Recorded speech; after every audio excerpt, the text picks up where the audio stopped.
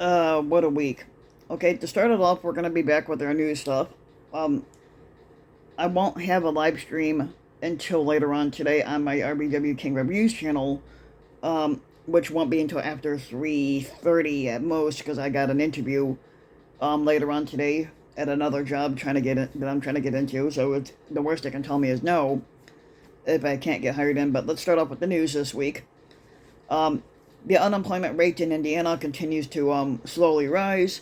Coming out of Indianapolis, the Indiana's unemployment rate rose to 3.3% in July, up from 3.2% in June. Now, the Indiana Department of Workforce Development said Friday that the state added 12,200 private sector jobs over the previous month. Now, the state's unemployment has gone up 0.1% every month since the 3% mark in April. The DWD says Indiana's total private employment stands at 2,847,200. The increase in jobs last month is being attributed to gains in the professional and business service, financial activities, leisure and hospitality, private educational and health services, manufacturing and construction sectors. The state's labor force participation rate held steady at 63.6% in July, and it remains above the national rate, which also stayed at 62.6%. Now, the labor force, which includes residents who are either employed or seeking employment, stands at 3,429,834, which is up nearly 1,000 from the previous month. Now, the DWD said that the state had 104,940 open job postings as of August 17th, while 15,080 people with the 15,080 unemployment insurance claims are filed. Now, the state's unemployment rate remains below the national rate, which fell 0.1% to 3.5. Now, let's hopefully we can try to get that down.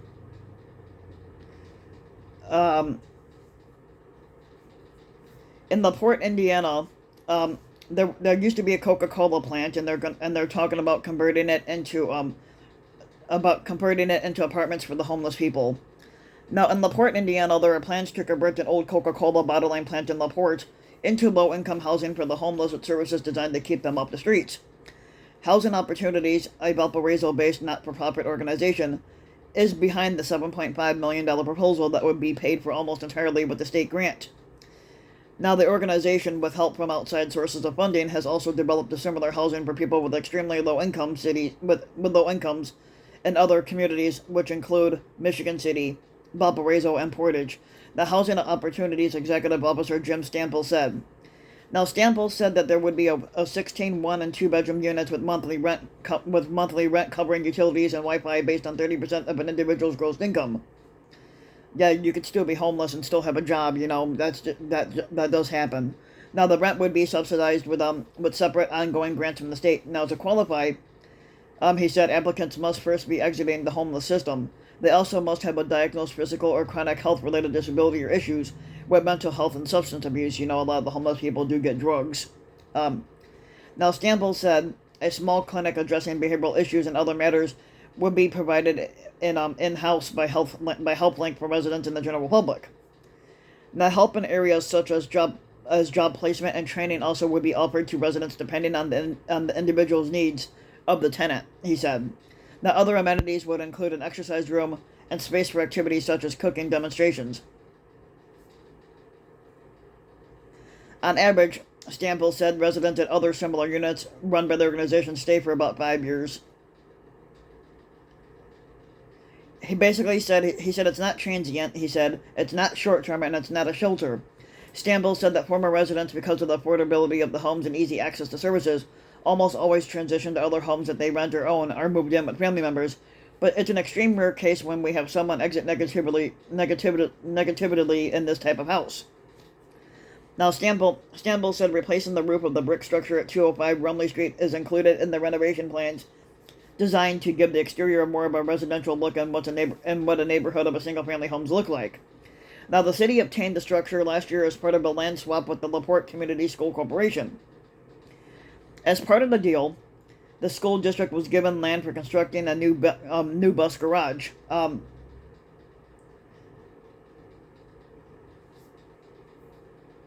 Now, until recently, the school district used a former bottling plant to house its child nutrition, technology, and maintenance department. Now, Mayor Tom Dermody said ownership of the building will be transferred to the organization if the proposal is given final approval Monday by the LaPorte City Council, and the acquisition would be at no cost to them.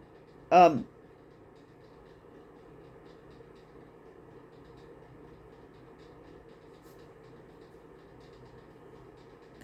Now, the impact such a facility might have on safety in the neighborhood and property values were among the concerns expressed by a number of nearby residents at the previous city council meeting back on August 7th.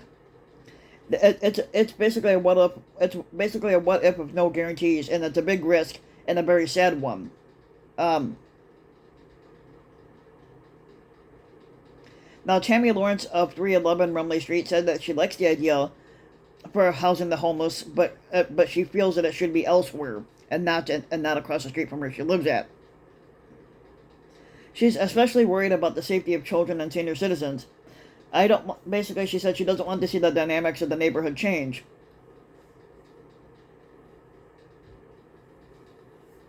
But yeah, so on that one, there's possibly an auto strike going on, or going to be coming. Who knows? Um, Low inventory levels mean a 10-day strike could hit the economy hard. Now, as tensions rise in the stagnant labor talks between auto workers and automakers, a new report shows that not only would a strike against the big three automakers create a $5.6 billion economic hit, the impact of a strike could hit customers and local automakers sooner than usual. And it's because vehicle inventory levels are at record lows due to the ongoing continuing pandemic-era production and supply chain issues. Um,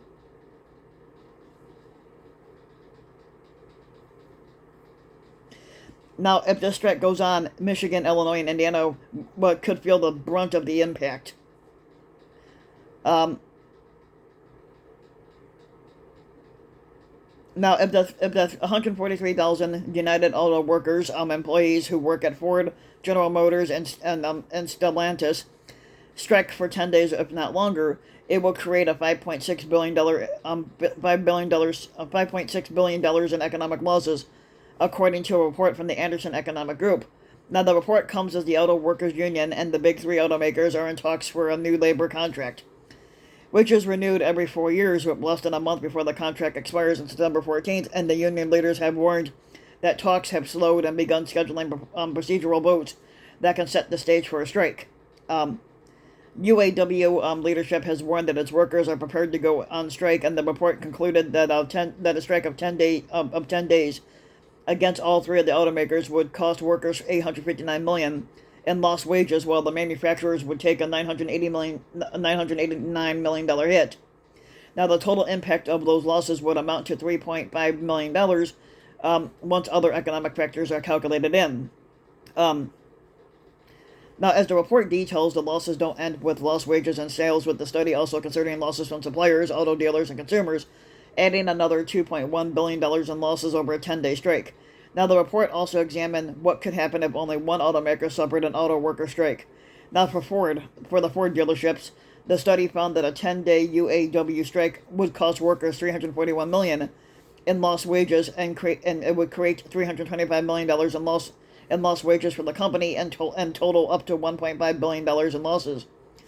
Um,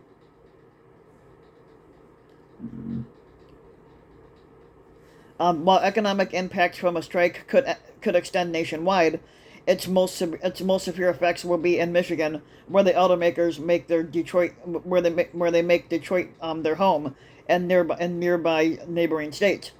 Now, these three companies produce just over half of all of their U.S. Vehicle output, 40% of all U.S. engine plant output, and 75% of all U.S. transmissions plant output in Illinois, Indiana, and Michigan, the Federal Reserve Bank of Chicago said.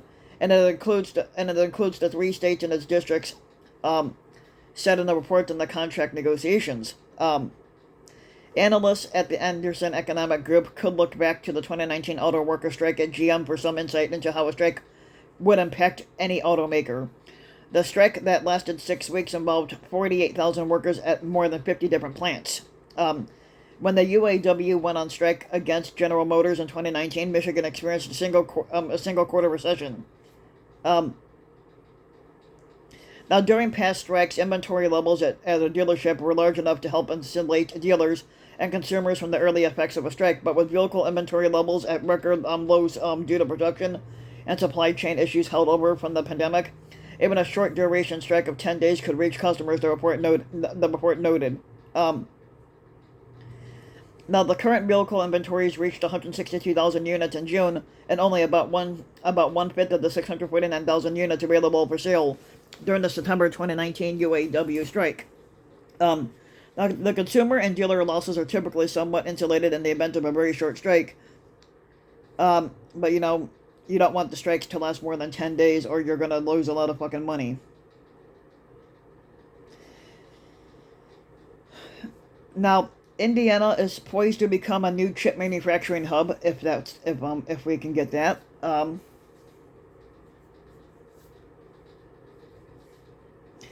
Now, the shrimping industry in Louisiana is grappling with global competition.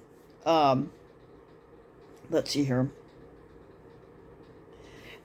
Louisiana shrimp industry, which was once valued at a massive $2.5 billion, has faced a drop in recent years. The reason behind this decline is the increased competition from less expensive imports, mainly from China and Ecuador. Now, this decrease doesn't necessarily risk doesn't only risk the state's fiscal health, but it also threatens the lives of many Louisiana workers who work on this type of stuff. In the response to this changing situation, many are calling for government interventions. They suggest implementing strict labeling laws to clearly to identify shrimp sources and support local shrimpers, and they believe that these actions would protect the state's cultural heritage, rural communities, and those who rely on the shrimp industry for their livelihoods. Basically, if you live in Louisiana, that's basically what you're doing for a living, is fishing or shrimping.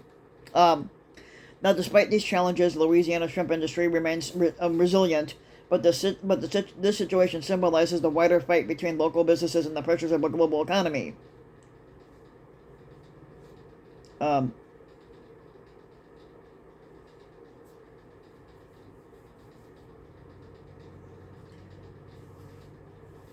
In Illinois, basically, coming from Nebraska, a routine traffic stop on I-80 last week in Nebraska had turned into a major drug bust when State Patrol troopers discovered 61 pounds of crystal meth. According to state troopers, the incident occurred near mile marker 324, closer to Giltner, around 9:45 a.m. on Thursday. State troopers initially pulled over a Toyota Camry for tailgating another vehicle along eastbound I-80. Tailgating is illegal, so, And this encounter raised suspicions to the state troopers, especially after a K-9 unit alerted to the presence of controlled substances. A thorough search of the vehicle had unveiled an astonishing 61 pounds of crystal meth concealed in bins, along with a loaded handgun. The occupants, 21-year-old Juan Martinez Arroyo and 25-year-old Edwin Correa Miranda, which were both from Cicero, Illinois, were taken into custody. Both of them are facing multiple charges, including possession of crystal meth, possession with intent to deliver, and possession of a firearm during a drug violation. And both men are being held currently in Hamilton County Jail. That's dumb on their part. That is all the news we have for today. And I hope you guys enjoyed the time here. So if you like the video, you can get the video, like, and subscribe to my channel, RBW King. You can also hit the notification bell so that you'll be notified when a new video comes out. And if you want to support my work even further, you can donate to my Patreon link, which you can find in the About section of YouTube. And for just a few bucks a video or a month, your donation can help go a long way, and thanks for listening.